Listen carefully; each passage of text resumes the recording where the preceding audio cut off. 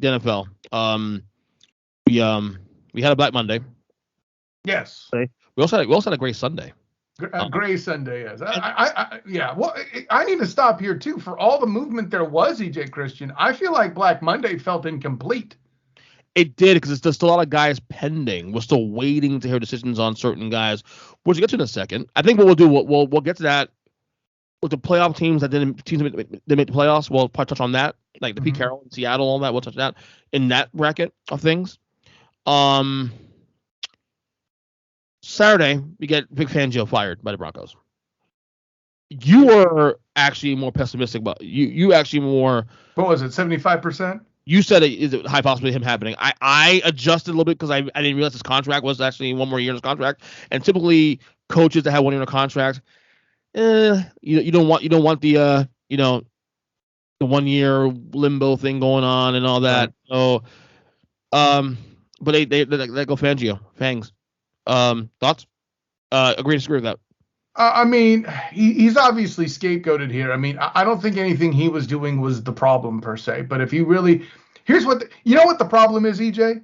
Everybody else in the division is good, or at least playoff contending, and they are not.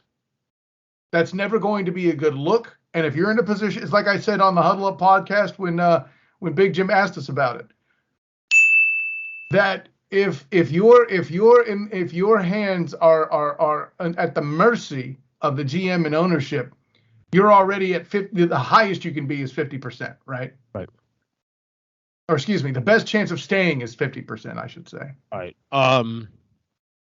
Lame duck was the word I was looking for earlier. Lame duck. Yeah. But I mean, do you agree or disagree with it? I don't. I mean, it's hard for me to pick which side of the fence, really. I mean, from the standpoint I gave you, if you feel like your franchise is in that much trouble, I'm okay with it. There are firings that make less sense to me than this one in this round, and I'm sure we'll get into that later. But I mean, like I said, if they're at the bottom of the division and it doesn't look like they're anywhere close to recovery, so I think it's actually kind of impressive that in that division they can still win 7 games, considering the quality of teams in that division, especially this year.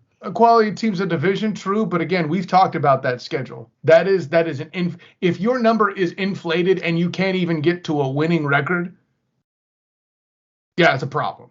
Right, that's what you're saying. All right, next guy here, of course, we'll do agree disagree as well. Matt Nagy. Complete disagreement. Okay. Now, the Bears fans got this guy fired. This is a human being who got Mitchell Trubisky into the playoffs more than once.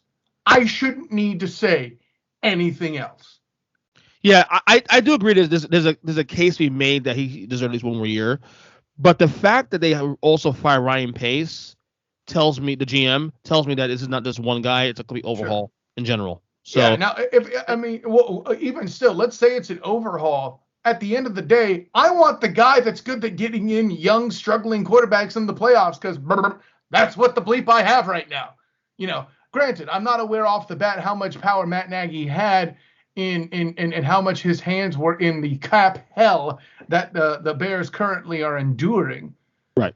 And if he has more impact on that than I'm drawing from it, okay, cool, I get it, but I don't get it because I don't know that that's the case.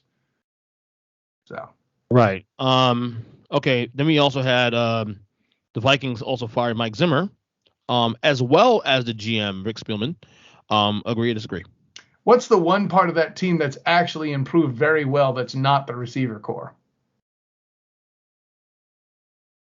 The defense, right? They even had a chance to go up and down a bit after they lost players, and they got better. Okay? Sure. Fair point. Zimmer is a defensive guy. Meanwhile, you can't get out of primetime games with a victory because of your quarterback. But you want to tell me firing Zimmer is going to solve it. Okay, Boomer. You know.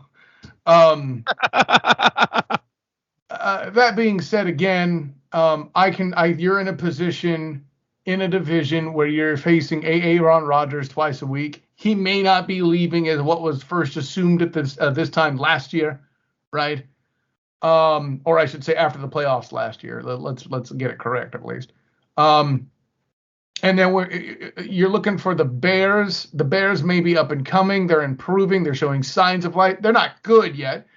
And the Dolphins under Man Campbell, I think, have the first part of the equation solved. And he may be in a position to pull in Detroit what Brian Flores pulled for Miami.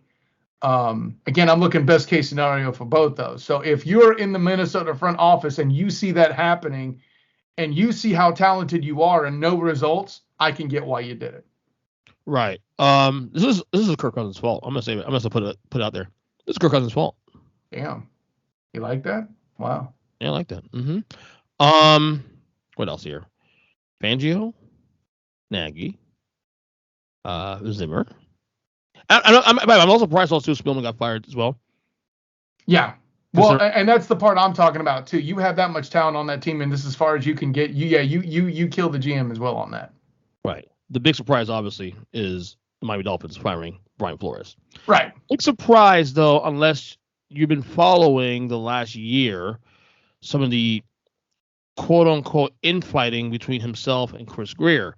Right. And it was made more official when the owner, Stephen Ross, put out his statement yesterday after announcing the dismissal of Flores, empowering Chris Greer and whatnot. Clearly, both guys were on the opposite ends of the Tua conversation and whatnot. But this still is a surprise. The Dolphins started at 1-7, won 7 in a row. We're in position to make the playoffs this year. Had another winning record this year with 9-8. First Dolphins coach winning record 2 years in a row since I believe Shula, or since at least Wanstead. I mean, Wanstead was that guy that did that. But it's been a while. It's been at least 20 years. Who was the coach when Pennington was the quarterback? That was. Did he get? That was Sparano. Yeah, Sparano. Man, I'd have to look it up. Yeah, but yeah, wow. I mean, listen, they won a losing record. So yeah, Flores. Agree or disagree? So, from a football standpoint, of course, I vehemently disagree. Listen, I was writing for the Dolphins Wire, and I was following him closely when he came in. And not to mention, very interesting thing you come to find out when you're covering sports, particularly the NFL, EJ Christian. When someone gets hired, it's real easy to get information on why they hired him and what he's doing. When someone gets fired, it's really tough to kind of figure out why he was fired and what he's going to be doing. So, excuse me. So, I say all of the above to say, I don't see the football reason you hire him, but to your point, if they're looking for peace in the front office, and there's a lot of intriguing coaching hires out there, and you think you could replace him with somebody that is as good or better, okay, I get it. I know.